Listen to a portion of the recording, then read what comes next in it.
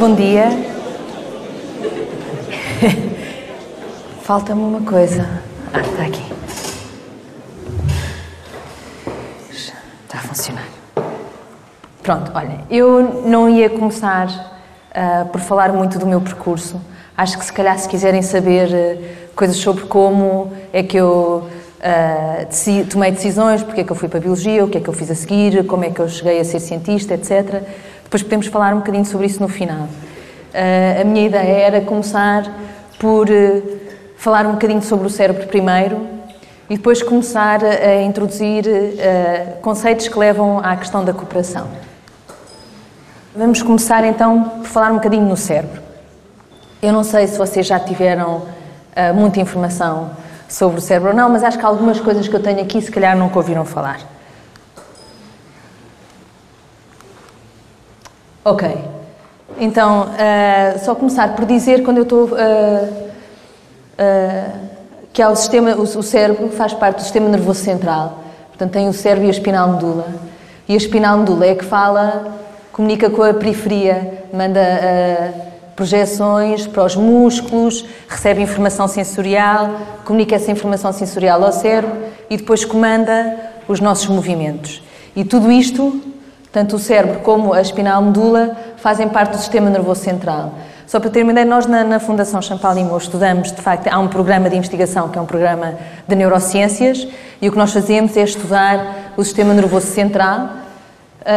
Sobretudo, a maior parte dos grupos trabalha sobre o cérebro, mas também há quem comece a estudar aqui um bocadinho a interface entre o cérebro e a espinal medula, para controlar os movimentos de peixes, na realidade, é o que estamos a fazer. Bem, se quiserem, depois também vos posso falar um bocadinho mais sobre que tipo de investigações é que nós fazemos na Fundação Champalimau e porquê, etc. Nós usamos vários modelos diferentes, desde moscas a peixes, ratos, etc. E se calhar isso pode ser uma coisa que vocês tenham curiosidade. Aqui o que vocês veem é o cérebro de um humano e o cérebro de um ratinho. E isto é para vos mostrar, para já, isto é à escala, portanto, o cérebro do ratinho é muito mais pequeno. E isso, se calhar, leva a perguntar, então, o que é que nós podemos aprender quando estamos a estudar o cérebro de um ratinho, se queremos perceber como é que o cérebro de um humano funciona. E se vocês ampliarem o cérebro do ratinho, veem que a organização, em geral, não é assim tão diferente. Por exemplo, aqui temos o cerebelo, que é uma estrutura que é importante para movimentos e equilíbrio, coisas assim. Temos aqui o cérebro, o cerebelo também do ratinho, o cérebro também está organizado em 2 hemisférios. Há assim eu acho que há aqui duas coisas que saltam logo à vista do ponto de vista de diferenças. E uma é que este é muito mais rugoso do que este é liso, não é?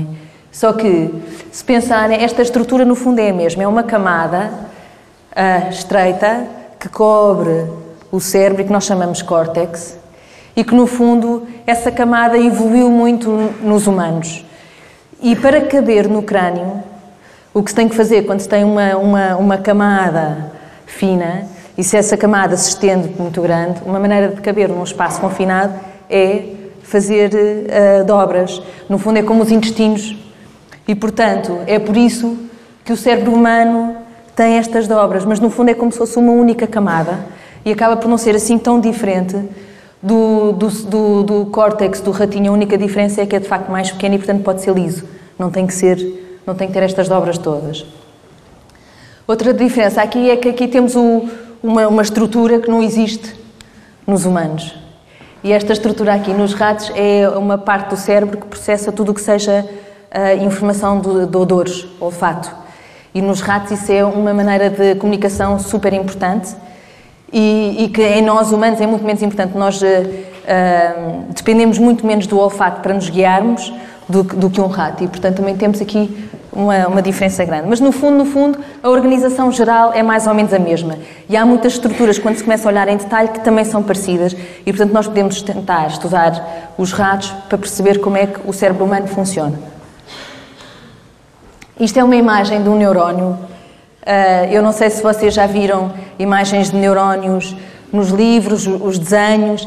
Eu achei que era mais importante mostrar um neurónio real, em que se pode encher um neurónio com uma tinta e depois ver todas as ramificações. Este aqui é o corpo celular, que é onde está o núcleo, e estas zonas aqui todas são arborizações que recebem informação de outros neurónios. É aqui que é o centro de recepção de informação. E este aqui mais fininho é o axónio, que é o que manda a informação para o próximo neurónio. Ok? E agora, o que é importante vocês terem uma noção, eu acho, é que de cada pintinha destas é o contacto com outro neurónio. Isso quer dizer que, em média, um neurónio comunica com 10.000 outros neurónios. Isso quer dizer que apenas um neurónio, se nós temos que tentar perceber como é que um neurónio consegue integrar a informação de 10.000 outros e decidir como é que isso se traduz na comunicação com o próximo.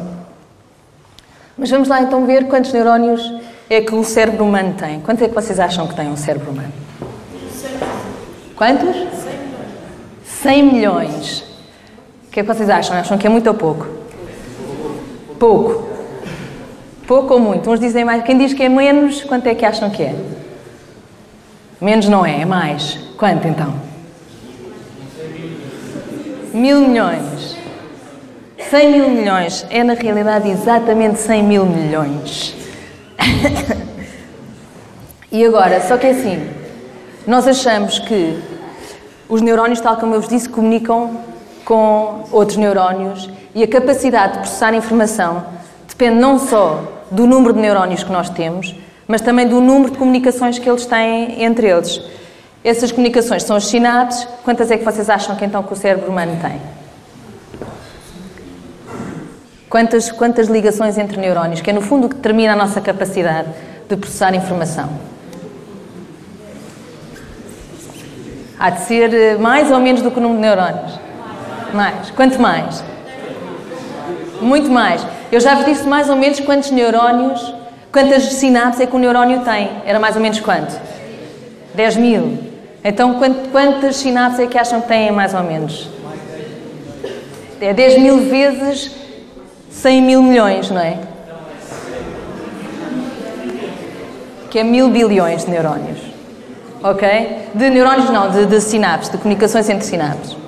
E no fundo, é esta complexidade toda que nós tentamos perceber. Nós tentamos perceber como é que uma rede de neurónios com estas ligações todas nos permite ver, ouvir, pensar, tomar decisões, dormir, etc. E é isso que nós tentamos perceber. Mas eu acho que isto é um número, assim, para mim, pelo menos, é assim um bocadinho abstrato. Parece que é um número muito grande, mas eu não consigo ter bem noção do que é que isto quer dizer. E então, vamos lá pensar. Se vocês contassem os neurónios um a um no cérebro, quanto tempo é que acham que levavam a contar os neurónios? Hã? Então, ninguém arrisca um número? 300 mil anos? 350 anos? 350 anos, acham muito ou pouco? Muito? Eu acho que se calhar é pouco. Quem é que arrisca um número mais alto? 600, 1000, que dá mais?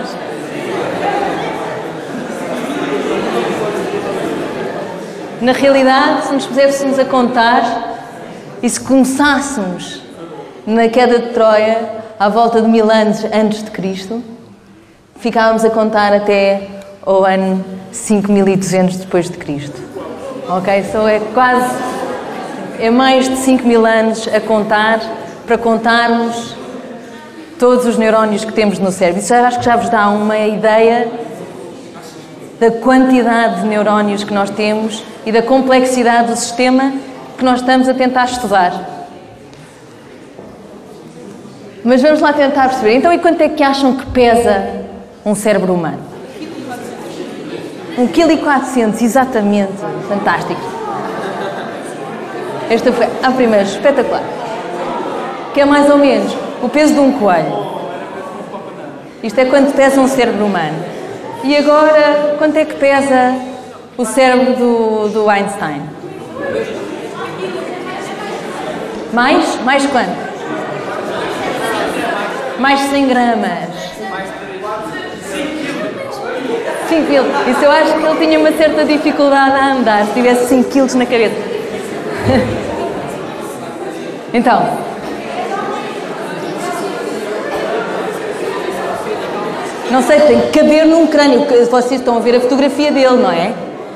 Ele não tem propriamente, ele não é macrocéfalo, não tem uma cabeça enorme. Portanto, também não pode ser um peso assim tão maior. Hã? 1.600? 1,6 kg. 2 quilos. Na realidade, o cérebro de Einstein pesava menos do que a média. Eu acho que esta é a razão pela qual eu estou a mostrar isto. É assim, na realidade há uma certa correlação entre o peso e a capacidade, as capacidades cognitivas, se forem ver todas as espécies e o tamanho do cérebro. Não é bem o tamanho do cérebro, mas é a relação entre o tamanho do cérebro e o tamanho do corpo. Há uma correlação entre isso e as capacidades cognitivas dos animais. Isso não quer dizer que o peso de um cérebro seja uma boa medida de inteligência, ok? E também, ainda por cima, esta noção de inteligência não é uma coisa global. As pessoas podem ser muito inteligentes numa coisa e muito pouco inteligentes noutra. E, portanto, o Einstein é provavelmente um desses casos. E, portanto, a ideia que uma pessoa muito inteligente tem mais neurónios ou um cérebro maior, mais pesado ou o que for, está completamente errada, ok? Não sei onde é que eu ia a seguir. E aqui era para... Eu não sei se vocês já deram... Como é que os neurónios comunicam, sabem? Sinapse. E que tipo de sinal é que elas comunicam? Espera aí, tem que ser levanta o braço, porque senão é muita confusão. Impulsos elétricos, exatamente. Comunicam por impulsos elétricos e não só. O impulso elétrico vai e percorre os neurónios, mas depois na comunicação entre neurónios nem sempre é um sinal elétrico, pois não. Vamos ver aqui como é que isto funciona. Trouxe aqui uma animação em que isto aqui mostra um bocadinho uma rede de neurónios. Em vez de se ver um sinal elétrico, é um sinal de luz, mas no fundo é para simbolizar o sinal elétrico.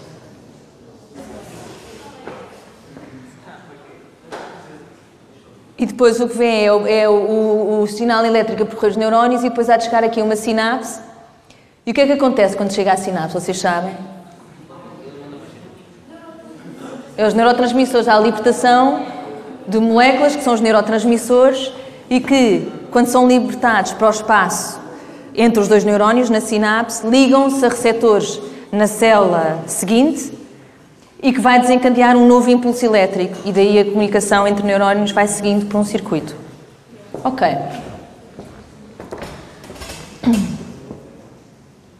Agora eu queria entrar um bocadinho mais nesta questão de porque é que nós comemos, porque é que nós bebemos, o que é que nos faz comer. E eu queria que vocês dissessem o que é que vocês acham que nos faz comer.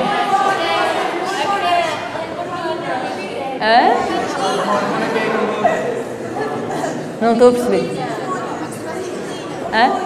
Hormonas.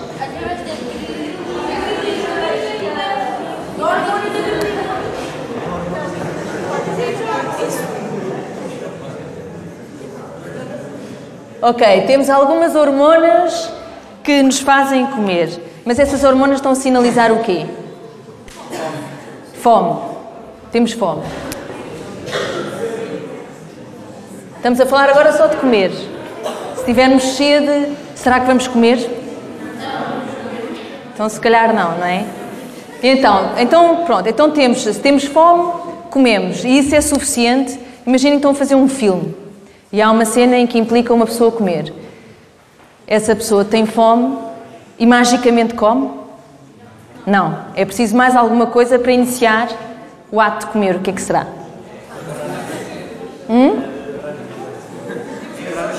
Agarrar a comida, é preciso agarrar comida. Portanto, é preciso haver comida, se calhar.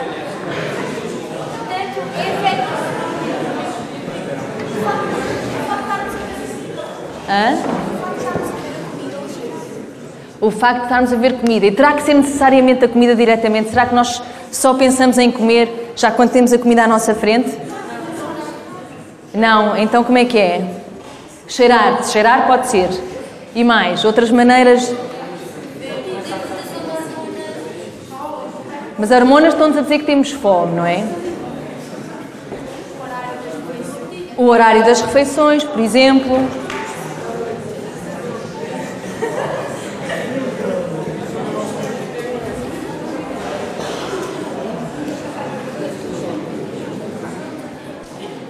E se calhar aqui já falámos assim coisas mais ou menos tipo isso, como por exemplo o cheiro da comida, se calhar porque vemos um restaurante, vemos alguém a comer, não é?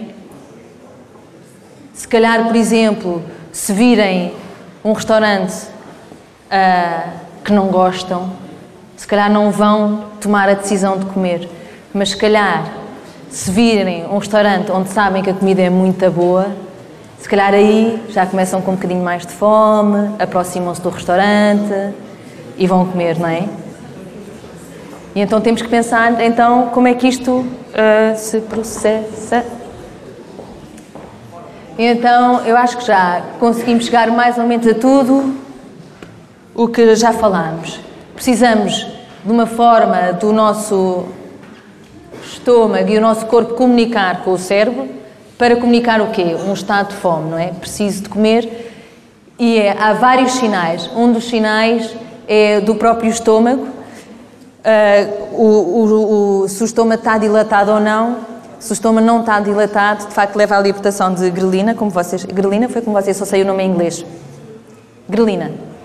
De grelina, que depois vai estimular zonas do cérebro que promovem comer. Mas também há, por exemplo, sinais que têm a ver com o balanço energético que nós temos. Se estamos com bastantes nutrientes ou não, se precisamos de comer para ter mais nutrientes. Portanto, há vários sinais que vêm do nosso corpo, não só do tubo digestivo e do estômago, mas também, por exemplo, dos tecidos adiposos, da gordura que nós temos e que nos dizem quantos nutrientes é que nós temos. Por outro lado, é preciso analisar as circunstâncias, não é? É preciso saber se há comida disponível ou não e também, se calhar, lembrar-nos de qual é a nossa experiência anterior, não é? Depois, de facto, vimos um símbolo de um restaurante, estou cheio de fome, no outro dia comi um hambúrguer muito bom, vou comer. E como? Como um hambúrguer. O hambúrguer estica o estômago. E então vem outro sinal. Outras hormonas. A leptina, que indica estou saciado. Estou saciado, já não tenho fome, já não é preciso comer mais. E então vai comunicar com o cérebro e dizer, ok, já chega, agora tenho que parar de comer. No cérebro, nós sabemos já alguma coisa sobre como é que, aqui falámos só, quais são os processos, o que é preciso para nós comermos, mas não dissemos nada, a não ser as hormonas, de como é que no cérebro essa informação é toda processada, o que é que nos faz, de facto, no cérebro decidir comer ou não, e o que comer. Então nós já sabemos aqui alguma coisa, isto é uma imagem do cérebro humano, é como se fosse um corte assim, ok? Então há várias coisas que nós falámos, que era preciso comunicar com o corpo, não é? É preciso receber o sinal das hormonas, por exemplo. E então há aqui uma zona minúscula que é o centro de comunicação com o corpo. Eu já vou falar um bocadinho mais nela. Depois também há um centro aqui, que é um centro que nós chamamos de um centro de prazer, ok? É uma zona no cérebro que responde, que é ativada quando nós nos sentimos bem. E isso é muito importante, porque nós, na realidade, não só comemos porque estamos com fome, mas comemos porque isso nos faz sentir bem. E é isso que faz com que nós, da próxima vez, vamos aumentar a probabilidade de fazer a mesma coisa para obter comida, por causa desse prazer que sentimos quando comemos.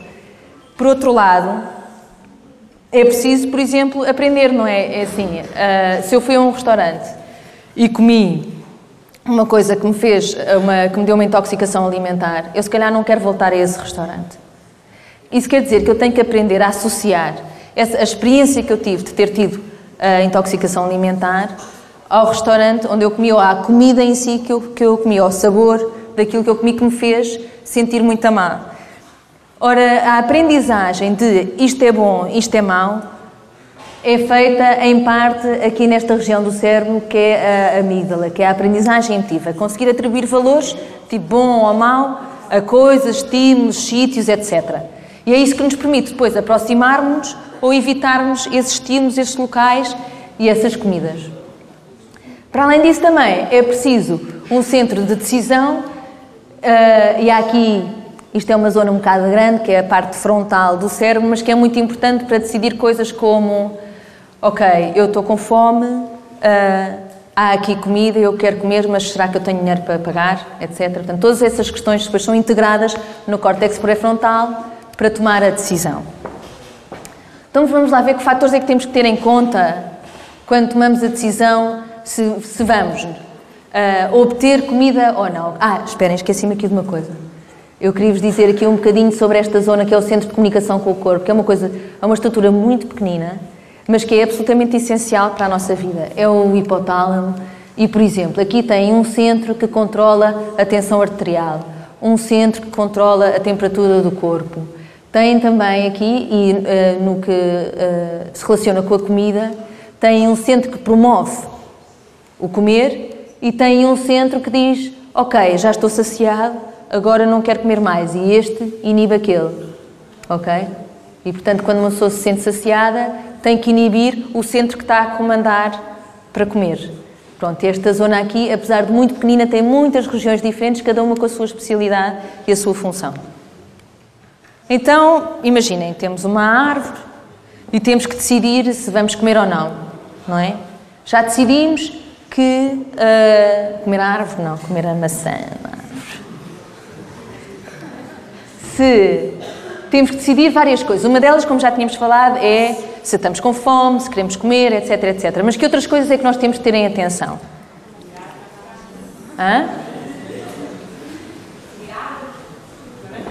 Não percebi, desculpa.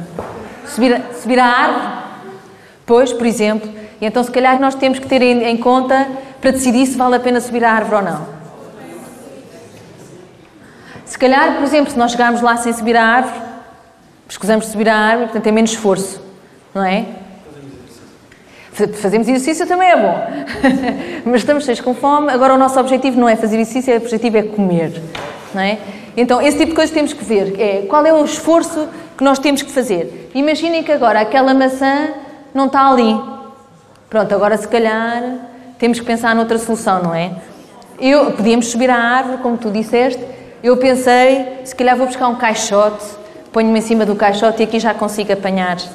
Mas então tenho que pensar, bem, será que tenho fome suficiente para ir-me dar ao trabalho, de ir buscar um caixote, trazer o caixote? Se calhar o caixote é pesado, se calhar não é. Portanto, o nosso cérebro tem que processar esta informação toda para decidir uma coisa tão simples como vou apanhar aquela maçã e vou comer a maçã ou não. Ok?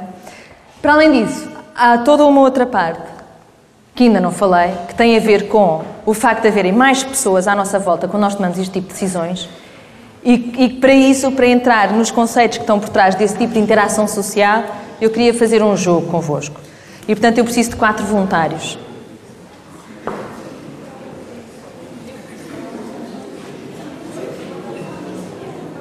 Vá. Mais 2. Se não escolho eu. Boa.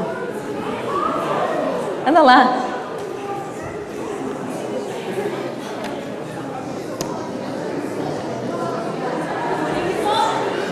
Precisamos de mais um. Boa. Os voluntários vão ter chocolate a seguir. Era uma coisa que...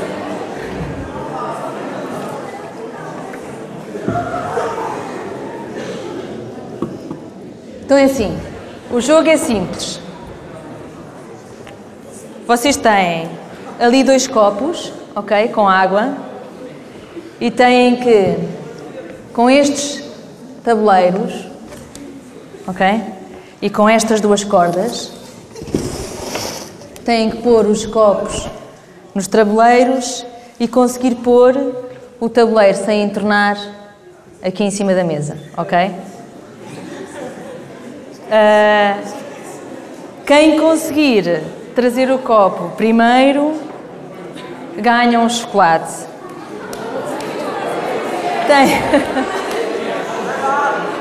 Tem um tempo limitado para fazer isto.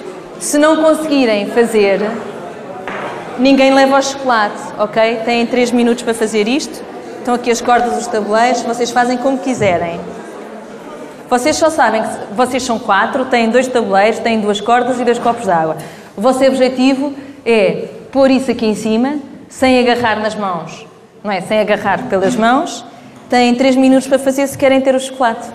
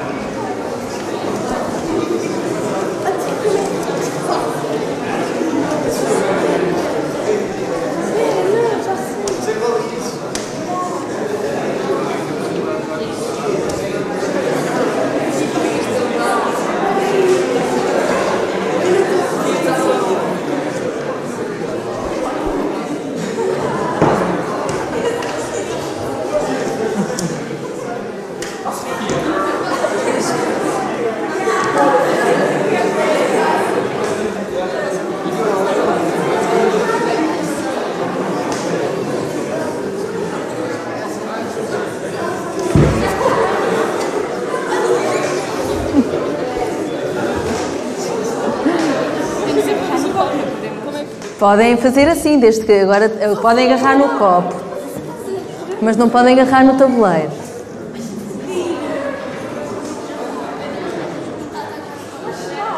Muito bem. Vocês ganharam um chocolate.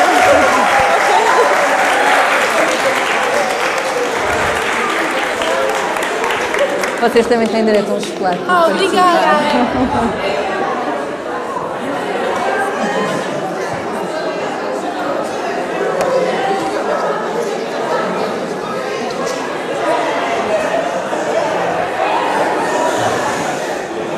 Bem, então vamos lá pensar o que é que se passou aqui. Havia 4 pessoas.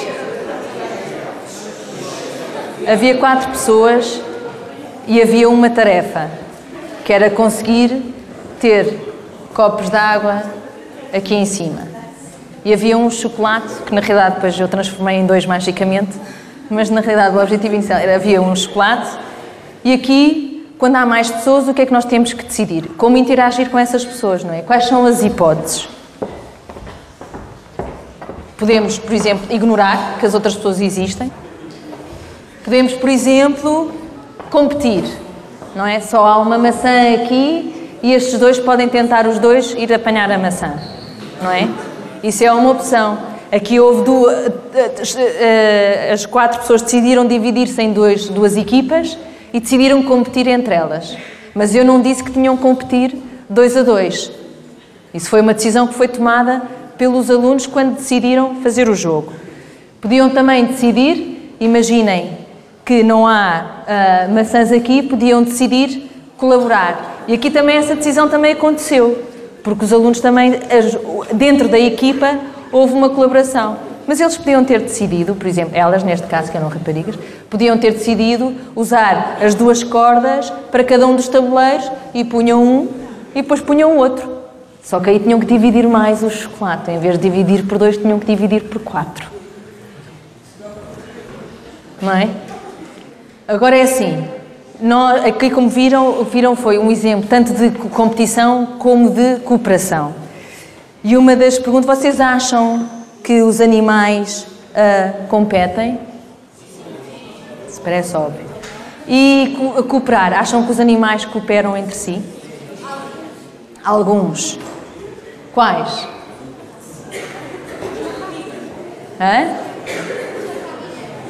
As formigas é um excelente exemplo. Eu vou-vos dar aqui um exemplo. Os macacos também. Eu, por acaso, tinha um filme com chimpanzés, mas que não consegui pôr a funcionar. Mas vou pôr aqui vou-vos mostrar um filme que eu acho que é bastante... É um estudo que foi feito o ano passado, porque há um grande debate sobre se os animais, quando cooperam, se têm noção de que o resultado, o obter comida ou não, depende não só da sua ação, como da ação do outro animal, ok? Isto é um tema de debate enorme. E houve um estudo feito recentemente, acho que o ano passado, com elefantes, que mostra precisamente que os elefantes não só cooperam, como quando o fazem, têm a perfeita noção de que só conseguem obter a comida com a cooperação do outro. É um tabuleiro com uma corda e há comida neste tabuleiro. Para os elefantes conseguirem puxar, têm que puxar os dois, cada um na sua ponta. E estão a ver aqui que os elefantes aprendem a fazer isso. Eles não são propriamente instruídos em que um tem que esperar pelo outro e dão uma corda a um ao outro. Não, eles são postos ali, com as cordas à frente, e são eles que aprendem a fazer isto assim. Mas o que é que nos diz que eles sabem que depende do outro? Neste caso, aquele elefante não tem acesso à corda, a corda estava ali. Mas quando há uma corda, esta corda aqui vai ficar aqui, então este elefante não tem a corda, não puxa, mas o outro também não puxa, porque sabe que não vale a pena puxar, porque não tem a ajuda do outro. Isso implica que este elefante sabe que só com a ajuda do outro é que consegue obter a comida.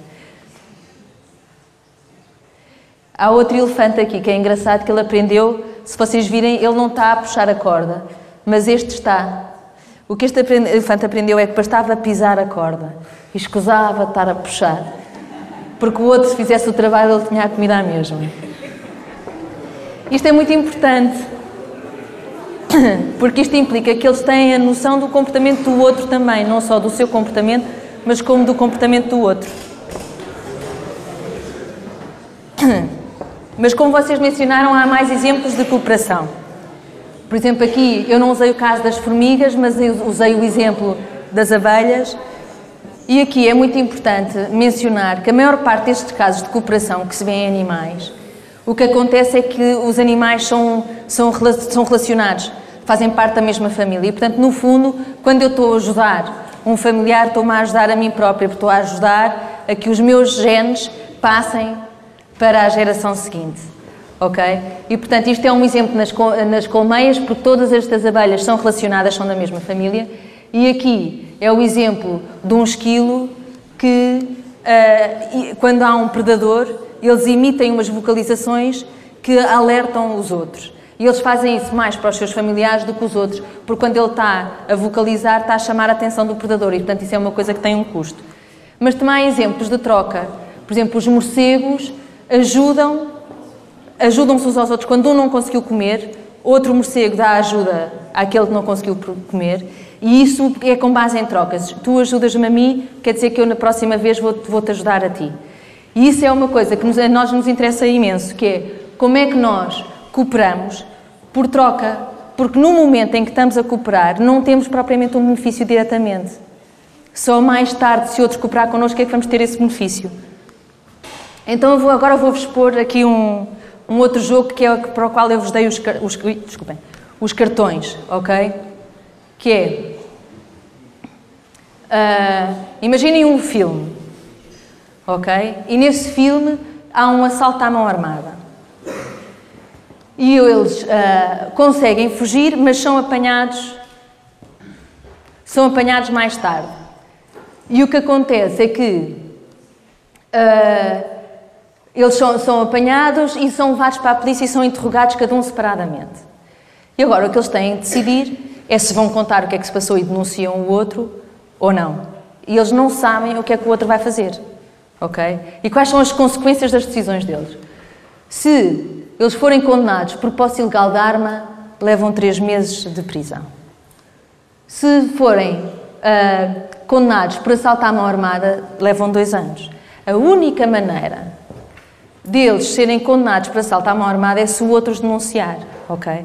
Isso implica que quando eles denunciam o outro, estão a estabelecer um acordo com as autoridades. Se eles fizerem isso, têm uma redução da pena. Portanto, num caso passa a liberdade condicional e noutro a 1 ano. Vamos ver como é que isto resulta numa tabela. Vamos fazer isto devagarinho. Temos 2 prisioneiros, não é? O prisioneiro A e o prisioneiro B. E a decisão que eles têm de fazer é falar ou não falar. Quando não falam, estão a cooperar com o seu parceiro. Quando falam, estão a denunciá-lo, não estão a cooperar, ok? Portanto, a decisão aqui é entre cooperar e não cooperar, falar ou não falar. Então vamos ver. Se os 2 não falam, se nenhum deles fala, a única coisa que lhes podem imputar é a posse da arma. Quer dizer que, e como não têm o acordo com a autoridade, levam 3 meses cada um. Se ambos denunciarem, então aí já são condenados por assalto à mão armada. Mas, mais uma vez, têm o acordo com as autoridades e, portanto, têm uma pena reduzida. Em vez de 2 anos, têm 1 ano de prisão, certo? Se um fala e o outro não, o que é que acontece? O que fala está a colaborar com as autoridades. E como o outro não falou, o seu único crime era a posse ilegal da arma. Mas então, como ele cooperou com as autoridades, sai em liberdade condicional. O outro, que ficou calado, não é? Como o outro o denunciou, ele vai ser condenado por assalto à mão armada. E ainda por cima, como ele não cumpriu o acordo com as autoridades, leva a pena por inteiro, quer dizer que leva 2 anos. Ok? Isto é claro para toda a gente? Então o que eu quero que vocês me digam, têm um tempo para pensar, eu digo-vos quando acabar, têm que decidir se o melhor é falar ou não. Se o prisioneiro deve denunciar o outro ou não. Se denunciar, se acham que deve denunciar, levantam o cartão vermelho. Se não é para denunciar, levantam o cartão branco. Eu acho que era melhor cooperarem. Tipo, se eles falarem os 2... Não, espera. Se nenhum deles falar, se nenhum deles denunciar o outro, mas se ambos cooperarem, levam uma pena muito mais reduzida. Levam uma pena de 3 meses. Como é que diz? Então, vamos lá. Esperem só, deixem-me só clarificar aqui. Desculpem lá. Alô? Parem só um bocadinho, se faz favor. Há aqui uma certa confusão. Então, quem não fala está a decidir que coopera. Cooperar é o cartão branco. Quem fala é quem está a denunciar. Uma denúncia não é um ato de cooperação. E, portanto, é não cooperar e é o cartão vermelho. Ok? Então vá. Mais um bocadinho e depois vamos decidir que isto já está... Eu acho que sim.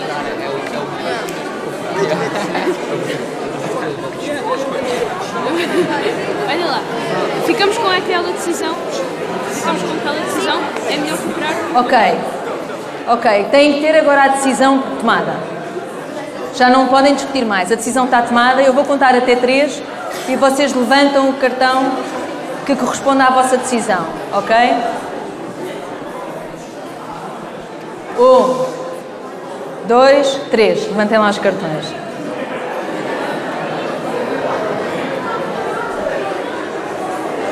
Já está tudo? Então é assim.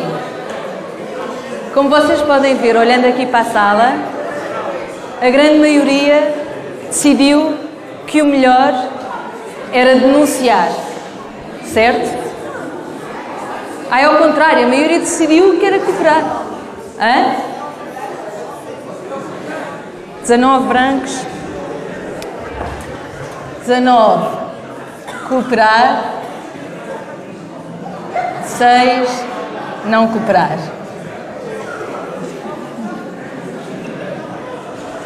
Bem, então eu acho que nem vale a pena fazer o exercício seguinte. Vamos lá ver então, vamos tentar seguir o vosso... Podes baixar.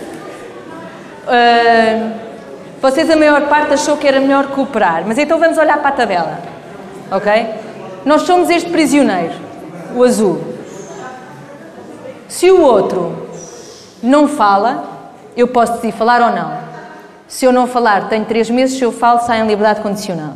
Portanto, neste caso, claramente é melhor sair em liberdade condicional do que levar 3 meses de cadeia, certo? Então, e se o outro falar? Se o outro me denunciar, o que é que eu devo fazer? Se eu não falar, eu tenho 2 anos de prisão.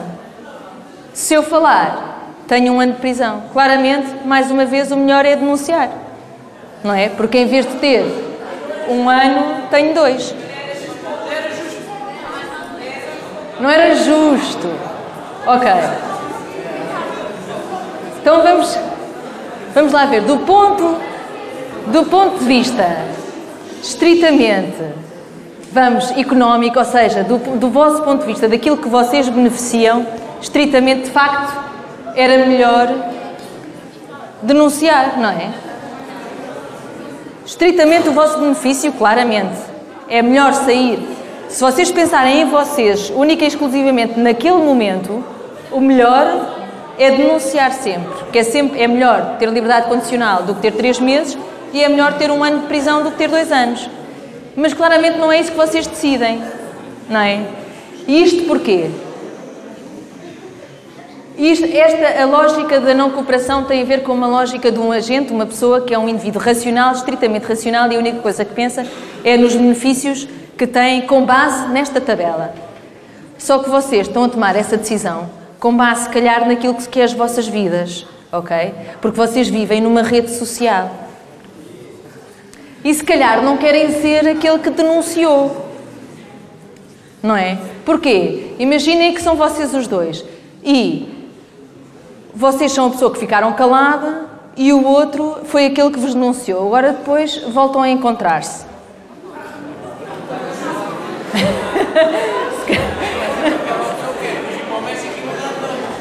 Se fugir para o México e mudar de modo é capaz de ser melhor, exatamente. Bem, eu vou aqui para... Ou seja, vamos ver. Esta lógica é a lógica em que há novos encontros. Vocês podem voltar a encontrar aquele indivíduo.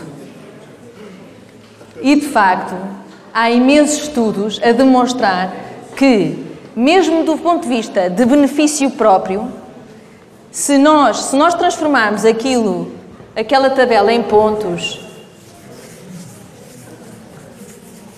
se for só um encontro, é melhor não cooperar. Vamos ver assim. Cooperar, não cooperar, cooperar, não cooperar, não é? E agora vamos pôr os benefícios só para este. Ok? Então, se eles cooperarem, imaginem que têm 3 pontos. Se ambos não cooperarem, têm 1 ponto, cada um. Portanto, têm 3, 3, 1, 1. Se o cooperar e o outro não, neste caso este é o não cooperante, ele tem o máximo dos pontos, ganhou imenso. E o outro, coitado, é o que tem menos pontos, tem 0, imaginem. E aqui é ao contrário, 0, 4. Isto quer dizer que, olhando para esta tabela, de facto o melhor é não cooperar. Agora pensem assim. Se ambos forem racionais e pensarem estritamente no seu benefício, vão escolher não cooperar e têm 1 ponto cada um. Mas se tivessem ambos cooperado, teriam tido 3 pontos cada um, não é? Quer dizer que, na realidade, apesar de individualmente a escolha ótima ser não cooperar, o melhor teria sido cooperar. E o que acontece é que basta haver mais uma repetição para ser sempre melhor cooperar, porque senão a alternação, isto aqui é mais complicado, não interessa. O que interessa é que basta haver 2 encontros para ser sempre melhor cooperar.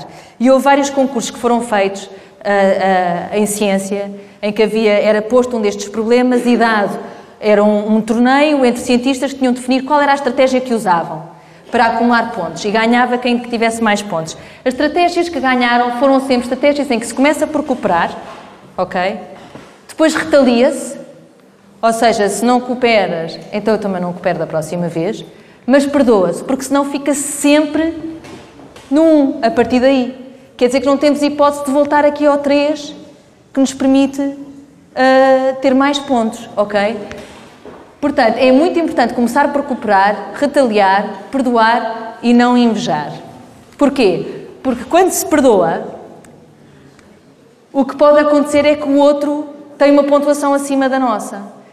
Portanto, para nós podermos perdoar, temos que ser capazes de não invejar. Estes 4 pontos é o que permitem haver um sistema de cooperação sustentado numa sociedade e que leva a uma maior pontuação do que um comportamento egoísta. Pronto, isto acho que era importante vocês terem em mente. E agora vamos pensar assim, eu estou quase a acabar. Nós temos aqui esta menina que ajudou o outro a apanhar a maçã, não é? E agora, se for este, o que é que vocês acham que ele deve fazer? Ajudar, não é? Portanto, ele vai e pega nela para ela apanhar a maçã. E agora, se for outro, deve também ajudar, não é? Se calhar, é menos claro. Ajuda ou não ajuda? Sim. E porquê que isso é importante? Por exemplo, isso é uma coisa que há muito pouca evidência em animais, mas é muito importante na forma como a nossa sociedade está estruturada. Eu vou-vos dar um exemplo. Temos um grupo de alunos que está a limpar a sala de aula, ok? São 3 que limpam a sala de aula, limpam a sala toda. E depois, na vez seguinte, é um grupo de 3 diferentes, são outros 3 alunos que vão limpar. Se eles só forem capazes de trocar este tipo de ajuda com aqueles que nos ajudaram antes e não um terceiro, o que é que eles iam limpar? Limpavam a sala toda? Não. Limpavam o quê? Limpavam, se calhar, as mesas daqueles que tinham limpo a mesa deles a vez anterior. Se eu só troco de uma forma direta, tu ajudas-me a mim e eu ajudo-me a ti. No primeiro grupo, a professora mandou, limpou tudo. O segundo grupo só troca favores diretos, então só vai limpar aqueles que nos ajudaram antes, não é? Mas, se houver esta hipótese, este mecanismo, esta capacidade de dizer assim, ok, este grupo ajudou-me, isso quer dizer que eu vou ajudar em geral, o facto de eu ter recebido ajuda quer dizer que eu vou ajudar em geral, permite este tipo de sistemas serem montados. Isto quer dizer que isto é super importante para a forma como a nossa sociedade está organizada e não há grande evidência que haja este tipo de mecanismo em animais não humanos. Há muito pouco. E pronto, e agora queria-vos só dizer, para finalizar, como é que nós tentamos perceber isto? Como é que nós tentamos perceber como é que o cérebro nos permite tomar esta decisão? Como é que nós tomamos decisões que dependem não só de nós, como dos outros? E então, o que nós fazemos, eu vou-vos dar um exemplo com ratos, que é assim, é uma experiência que, esta experiência está a ser feita no nosso laboratório. E temos um labirinto e são 2 ratos. E eles têm que cooperar um com o outro, têm que coordenar. E eles têm comida em cada uma destas pontas. Têm que virar à esquerda ou à direita para ter comida. E depois voltam pelo corredor outra vez para recomeçar um novo ensaio. E então é assim. Aqui o que interessa é coordenar. Eles têm que ir para o mesmo lado e isso permite terem mais comida. Se eles forem os 2 para este lado, têm cada um 3 bocados de comida. Se forem os 2 para o outro lado, têm cada um 2. Se for cada um para o seu lado, o que vai para cima tem 0 e este tem 2. O que é que isto quer dizer? Quer dizer que há um lado que tem uma recompensa maior, que é 3, mas é um bocado arriscado, porque eu só tenho 3 se o outro vier comigo. Se o outro não vier comigo, eu não tenho nada. Quer dizer que esta escolha depende da ajuda do outro, da cooperação do outro. Neste caso, é menor a recompensa, mas é seguro, porque quer o outro esteja, quer não, eu tenho sempre comida. Ok? E então, vou-vos mostrar o que é que os ratos fazem. Isto é o labirinto. E eles aqui escolherem os 2 para o lado de cima, tiveram 3 bocados de comida cada um. E depois voltam outra vez aqui. E o que vocês vão ver a seguir é o mesmo, mas em câmara lenta. E vão ver o que é que eles estão a fazer aqui no centro. Estão a ver, este vai ali, mas ele não foi, volta. Vai lá, mas ele não foi, este não foi com ele. Agora sim, bem, então vou arriscar. Sigo para ali. Ok? Agora é outro em que a escolha vai ser diferente. Este quer ir para ali, mas este continua aqui. Volta aqui outra vez. Ele decide e ele segue. Ok? O que é que nós estamos a tentar fazer? Estamos a tentar olhar para o comportamento dos ratos naquele centro, naquela zona em que eles estão a tomar a decisão e ver se do comportamento deles, medindo com muito cuidado o comportamento, conseguimos prever qual é a decisão que eles vão tomar. 1. Quem é que vai arriscar e escolher primeiro? Não é? E 2. O que arriscou e escolheu primeiro vai para que lado? Vai para a opção arriscada ou vai para a opção segura? E nós estamos a tentar ver se, olhando para o comportamento deles, conseguimos perceber isto. Se conseguimos perceber isso, o que vamos fazer a seguir é tentar perceber como é que o cérebro fazer isso. O grande objetivo era, ok, vou olhar para a atividade no cérebro e agora, só com base na atividade do cérebro, nem estou a olhar para o rato, eu consigo dizer o que é que o rato vai fazer. Vai escolher primeiro ou não? e vai para que lado? E o que nós fazemos para fazer isso, como vocês tinham dito, os neurónios comunicam por impulsos elétricos, então o que a gente faz é pôr elétrodos que medem esses impulsos. E então implantamos elétrodos, medimos a atividade, isto aqui é um exemplo que não é na mesma situação, mas é um exemplo em que medimos a atividade de neurónios no rato preto, enquanto ele interage com o rato branco. E vocês vão ouvir, cada tracinho destes aqui é um impulso elétrico e também se ouve um pop, pop, pop, pop cada vez que eles disparam.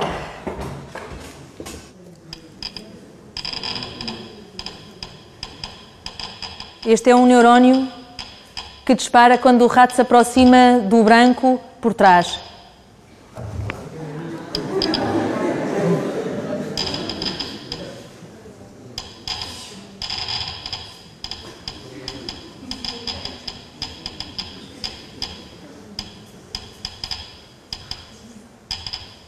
Este é o trabalho de uma amiga minha que na realidade estuda comportamento sexual em ratinhos. Mas se vocês quiserem saber mais alguma coisa sobre isso, podem perguntar. E pronto, isto era mais ou menos tudo o que eu queria dizer. No fundo, nós falámos sobre o que é preciso ter em conta quando tomamos uma decisão como, por exemplo, comer, que temos que ter em conta não só o grau da recompensa, o esforço que é preciso obter, mas também os outros. E como é que nós tentamos perceber como é que isto acontece e um bocadinho sobre como é que o cérebro faz isso. Pronto, eu não queria continuar mais, acho que já falei mais do que suficiente, prolonguei-me até de um bocado demais, mas se vocês tiverem perguntas para fazer, quer sobre aquilo que eu falei aqui, dúvidas que tenham ou não, sobre coisas que eu não falei aqui, mas que são dúvidas que vocês têm, curiosidades sobre o cérebro, comportamento ou o que for, ou sobre o meu percurso como cientista, vocês façam as perguntas que quiserem.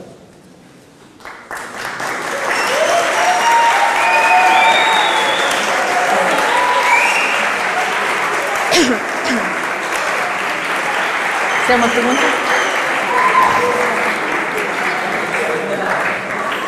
Perguntas? Sabem tudo sobre o cérebro? Hã?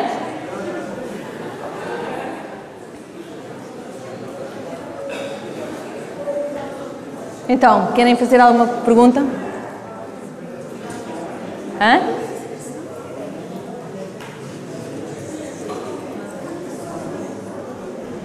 Alguém aqui acha que um dia quer... Sim, diz-me. O que é que a fez ir para ciências? O que é que me fez ir para a ciência? Olha, eu por acaso... Acho que sempre, mais ou menos sempre, quis ir para ciências. Quando era muito miúda, queria ser zoóloga por causa de umas coisas que eu via sobre o Jardim Zoológico de San Diego, na televisão. Mas também queria ser trapezista, na realidade. Portanto, quer dizer... Eu sei que no liceu eu tinha a certeza que queria fazer ciências, não sabia se queria fazer física, matemática ou biologia. E acho que, na realidade, foram alguns professores que eu gostei mais, que me fizeram gostar mais de biologia e acabar por escolher biologia. Mas não tenho muito bem a certeza o que é que no momento da decisão... Mas, na realidade, também não acho assim tão importante. Eu podia ter ido para a física e depois fazer o mesmo que estou a fazer agora. Mas ciência era claramente uma coisa que eu sabia que queria.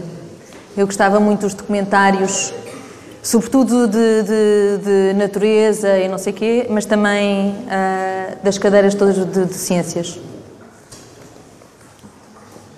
Mais perguntas?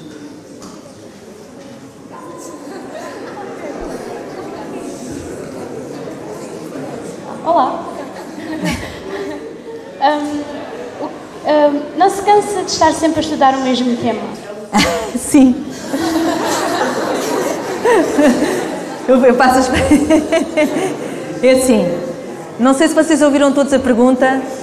A pergunta era se eu me cansava de estar sempre a estudar o mesmo tema. Eu, por acaso, acho... E eu disse que sim, a minha resposta era sim. Porque, assim, há várias coisas que têm a ver com esse cansaço. Um deles é que, enquanto cientista, se calhar a maior parte do nosso tempo é fazer experiências que não funcionam. E então o que nós estamos a fazer é, temos uma ideia, a parte de ter a ideia é muito giro. temos uma ideia muito gira porque lemos uma coisa qualquer num sítio qualquer e ouvimos uma conferência de não sei o quê e fazemos a ligação entre as duas coisas e isso levanta-nos uma pergunta e depois o processo de pensar como é que se vai transformar a pergunta numa experiência é muito giro. Começar a fazer essa experiência também é muito giro. Os primeiros resultados normalmente é muito giro. Mas depois o que acontece é que a maior parte das vezes funciona mais ou menos. E então temos que passar o resto do tempo a afinar a experiência. Ok, não funcionou muito bem, mas porquê? Então vou mudar isto. Vou tentar outra vez. E muitas vezes é assim, bem, se calhar não vale a pena tentar só uma vez, porque pode ser que por acaso não ocorreu bem nessa vez, tenho que fazer 10 vezes. Então vou fazer 10 vezes para saber se isto funciona ou não. E isso pode ser um trabalho um bocadinho frustrante. Só que é muito variado, porque na realidade, por exemplo, este aqui que eu falei na experiência do rato nos labirintos, isso implica que eu tenho que pensar em cooperação, labirintos, se os ratos, o próprio, como é que vai ser o labirinto ou não. Então vou fazer maior, vou fazer mais pequeno. Eles distraem-se nos cantos, então o corredor tem que ser redondo. Então espera lá, e quanta comida é que vai ser? Não pode ser muita comida, senão ele vai ficar cheio. Mas eu quero que ele faça muitos ensaios. Estás a ver? Portanto, esse processo todo do comportamento eu tenho que pensar. Tenho que pensar na parte teórica, o que é que nós sabemos sobre cooperação ou não. Tenho que pensar do ponto de vista do cérebro. Então, se eu vou medir a atividade dos neurónios, eu tenho que saber um bocadinho de eletrónica, tenho que saber um bocadinho de eletricidade, tenho que saber de cirurgias, porque tenho que fazer cirurgias, tenho que saber um bocadinho de histologia, porque eu depois tenho que ver, histologia é seccionar e usar colorações diferentes e saber um bocadinho de microscopia, porque eu depois vou analisar as coisas ao microscópio. Tenho que saber um bocadinho de matemática para analisar os resultados. Tenho que saber um bocadinho de computação, porque eu tenho que fazer programação para fazer a análise. Portanto, na realidade, é muito variado. E eu digo sim porque eu, na realidade, salto um bocado de tema em tema. Eu te falei na cooperação, mas eu estudo o medo, por exemplo.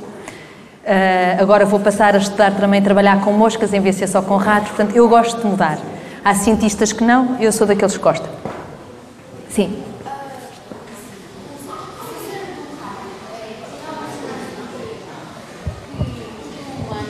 Fazer experiências com um rato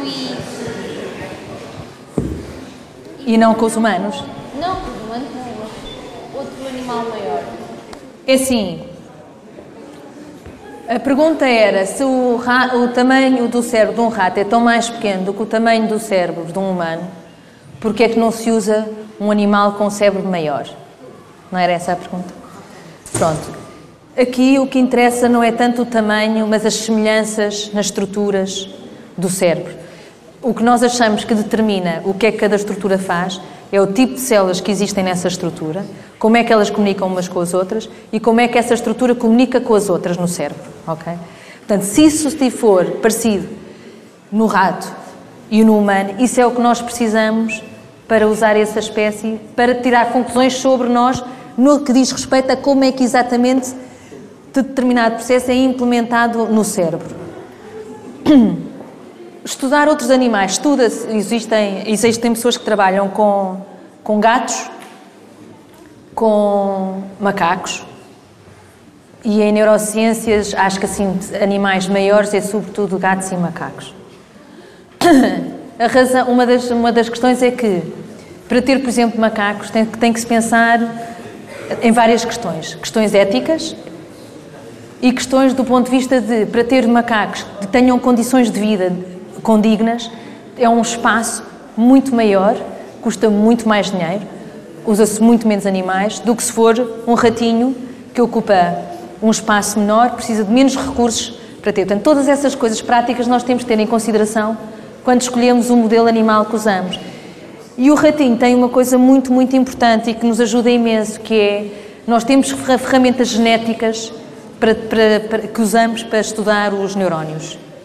E o rato, estas ferramentas genéticas são coisas que levam muito tempo a construir e que foram construídas para ratinho e não foram para muitos outros animais.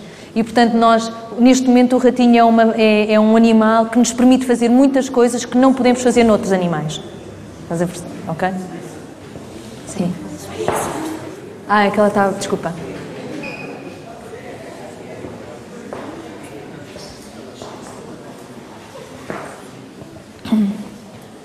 Qual foi o seu percurso como cientista?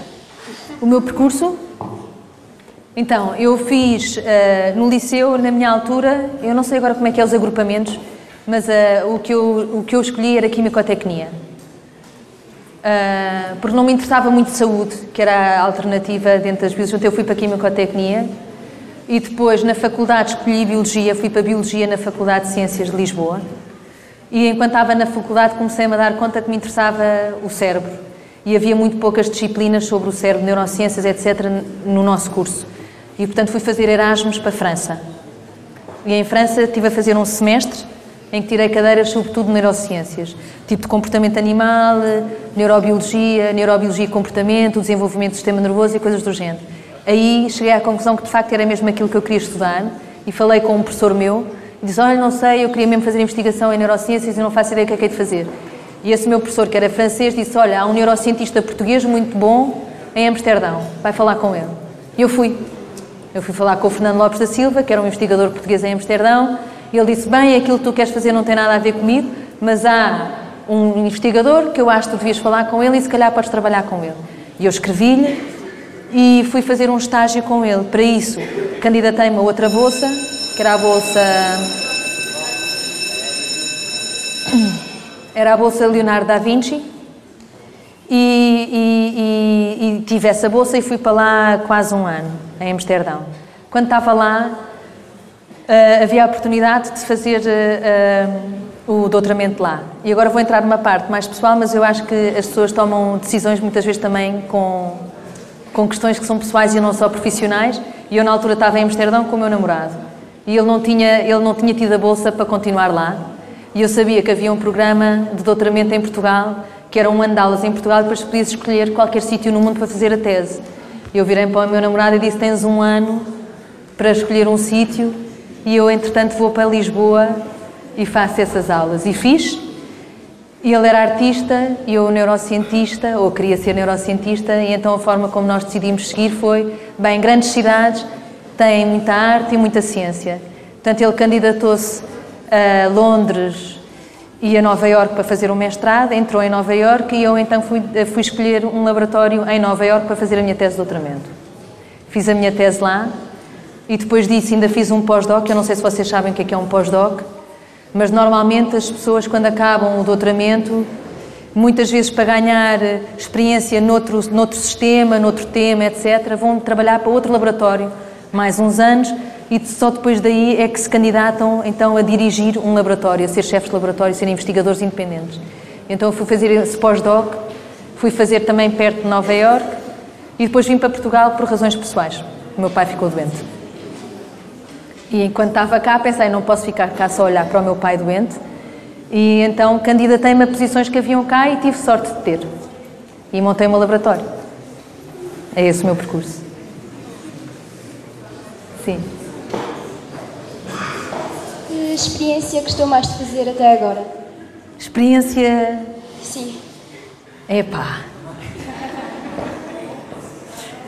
Eu acho que foi uma que não fui eu.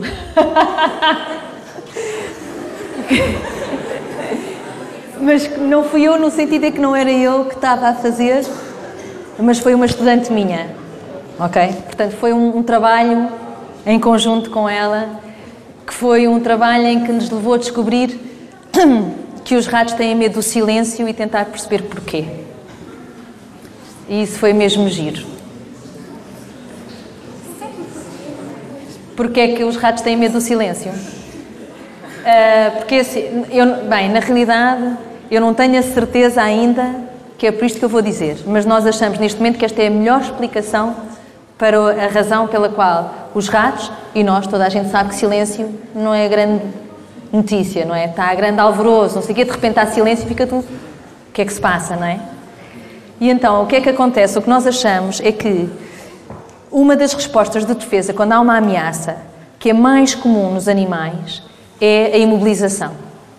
Quando não há fuga, o que os animais fazem, e nós também, é imobilizamos-nos. Porquê? A ideia é que isso nos permite não ser detectados enquanto estamos a tentar perceber o que é que se passa. E isso desde insetos, imensos tipos de vertebrados diferentes, aves, etc. Muitas espécies imobilizam-se. Qual é o resultado? Há uma ameaça, eu imobilizo-me. Se eu sou sensível à tua imobilização, eu também me vou imobilizar. E, de repente, o silêncio espalha-se.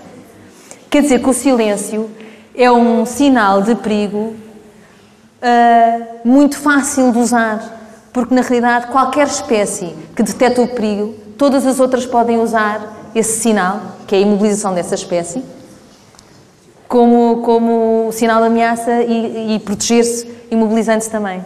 Portanto, nós achamos que o silêncio é sinal de perigo porque corresponde a uma resposta comportamental na presença de uma ameaça, que é a imobilização.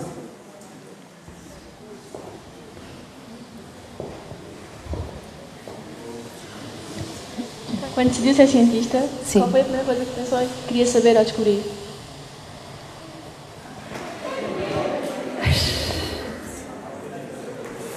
Eu acho, mas não tenho a certeza.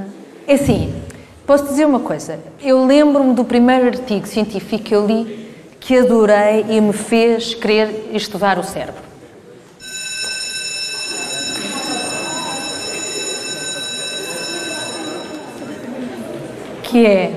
Era um estudo com corujas, e as corujas são excelentes caçadoras e usam estímulos visuais e o som para detectar onde é que está a presa. E é um laboratório que estuda há muitos anos como é que as corujas conseguem integrar o som e a imagem para ver onde é que está a presa. Então o que eles faziam era pôr prismas nos olhos que desviava a imagem. Quer dizer que agora o som já não correspondia ao sítio onde estava a presa. O som vinha de um sítio diferente porque havia o prisma. E o que acontece é que o cérebro adapta o mapa da localização do som para se realinhar com a visão. E eu achei isso incrível. Eu não sei exatamente que experiência que eu dei, se me ocorreu alguma experiência com isso ou não, e que pergunta exata é que se gerou na minha cabeça, mas lembro que isso foi um ponto marcante. Sim.